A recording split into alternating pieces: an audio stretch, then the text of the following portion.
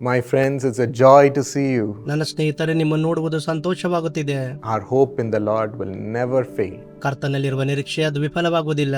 It brings the Lord within us ಆ ದೇವರು ನಮ್ಮೊಂದಿಗಿದ್ದಾರೆ. and His blessing. ಆತನ ಆಶೀರ್ವಾದಗಳು.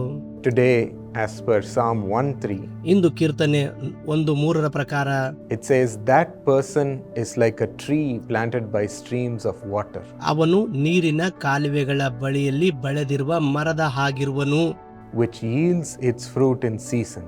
ತಕ್ಕ ಸಮಯದಲ್ಲಿ ಫಲವನ್ನು ಕೊಡುತ್ತದೆ. If you see the trees that are planted by the water, ನೀರಿನ ಹೊಳೆಯ ದಡದಲ್ಲಿ ಬೆಳೆದಿರುವ ಮರವನ್ನು ನೋಡುವುದಾದರೆ they are so well nourished ಬಹಳ ಫಲವತ್ತಾಗಿರುತ್ತವೆ. because they're able to drink in water ಬಹಳ ನೀರನ್ನು ಕುಡಿಯುತ್ತವೆ. and the soil is fertile. ಮಣ್ಣು ಫಲಭರಿತವಾಗಿರುತ್ತದೆ. It receives rich nutrients. ಬಹಳ ಲವಣಾಂಶಗಳು, ಸತ್ವಗಳನ್ನು ಹೀರಿಕೊಳ್ಳುತ್ತದೆ. So it is so healthy ಅದು ಬಹಳ ಆರೋಗ್ಯಕರವಾಗಿರುತ್ತದೆ and it gives its fruit correctly in season. ಮತ್ತು ತಕ್ಕ ಸಮಯದಲ್ಲಿ ಫಲವನ್ನು ಕೊಡುತ್ತದೆ. That is what this verse says. ಈ ವಾಕ್ಯವು ಅದನ್ನು ಹೇಳುತ್ತದೆ.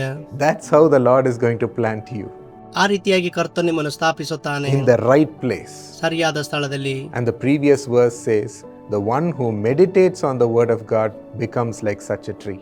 ಹಿಂದಿನ ವಾಕ್ಯ ಹೇಳುತ್ತದೆ, ಹಗಲು ರಾತ್ರಿ ದೇವರ ವಾಕ್ಯ ಯಾರು ಧ್ಯಾನ ಮಾಡುತ್ತಾರೋ ಅಂತವರು ಆ ಮರದ ಹಾಗೆ ಆಗುವರು. And so God is going to nourish us with His word from today. ಮತ್ತು ಆತನಿಂದ, ಆತನ ವಾಕ್ಯದ ಮೂಲಕವಾಗಿ ನಮ್ಮನ್ನು ಆತನು ಪೋಷಿಸುತ್ತಾನೆ. That is going to make us a healthy tree. ಅದು ಆರೋಗ್ಯಕರ ಮರವಾಗಿ ನಮ್ಮನ್ನು ಮಾಡುತ್ತದೆ. His word is going to come within us and make us bear fruit in our life. ಮತ್ತು ಆತನ ವಾಕ್ಯ ನಮ್ಮ ಜೀವಿತದಲ್ಲಿ ಬಂದು ಫಲವನ್ನು ಕೊಡುವಂತೆ ಮಾಡುತ್ತದೆ. He's going to take away all the wrong place in which we may be planted. ನೀವು ಸ್ಥಾಪಿಸಲ್ಪಟ್ಟಂತ ತಪ್ಪಾದ ಸ್ಥಳಗಳಿಂದ ಅದು ತೆಗೆದು ಹಾಕಲ್ಪಡುತ್ತದೆ. He will uproot us from that place. ಆ ಸ್ಥಳದಿಂದ ನಮ್ಮನ್ನು ತೆಗೆಯುತ್ತಾನೆ. One person told me about his situation while he was working in a corporate office. ಒಂದು corporate ಕಚೇರಿಯಲ್ಲಿ ಕೆಲಸ ಮಾಡುವಂತ ಒಬ್ಬ ವ್ಯಕ್ತಿ ನನಗೆ ಈ ರೀತಿಯಾಗಿ ಹೇಳಿದರು.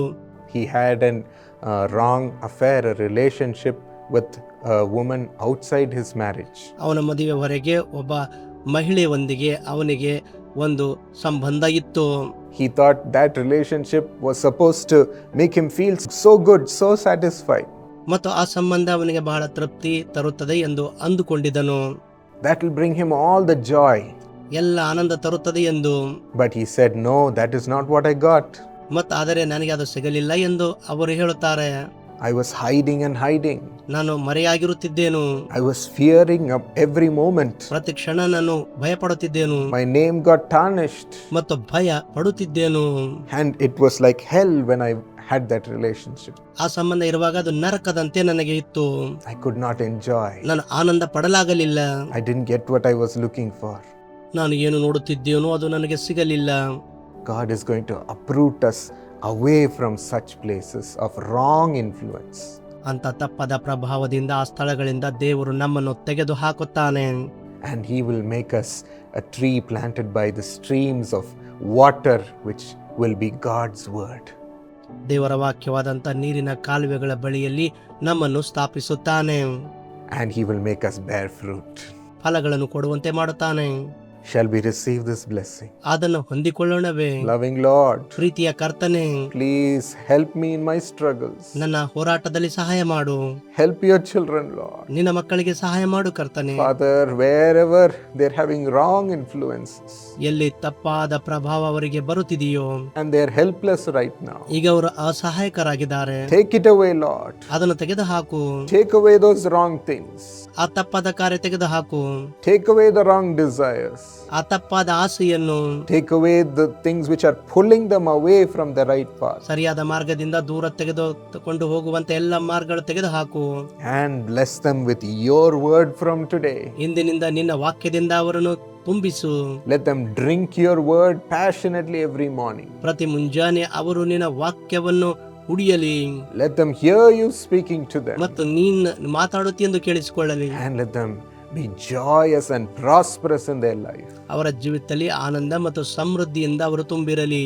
Make them such a fruit-bearing tree, Lord, ಅಂತ ಫಲ ಕೊಡುವ ಮರವಾಗಿ ಅವರನ್ನು ಮಾಡು ಕರ್ತನೆ. rooted in the word of God. ದೇವರ ವಾಕ್ಯದಲ್ಲಿ ಬೇರೂರಿ. Thank you, Father. ವಂದನೆಗಳು ತಂದೆ, In Jesus' name. ಯೇಸುವಿನ ನಾಮದಲ್ಲಿ Amen. Amen. Subscribe to this channel, ಈ ಚಾನಲ್ಗೆ ಸಬ್ಸ್ಕ್ರೈಬ್ ಆಗಿರಿ. like this video and share this video with everybody. ಈ ವಿಡಿಯೋ ಲೈಕ್ ಮಾಡಿರಿ ಮತ್ತು ಇದನ್ನು ಎಲ್ಲರೊಂದಿಗೆ ಹಂಚಿಕೊಳ್ಳಿರಿ.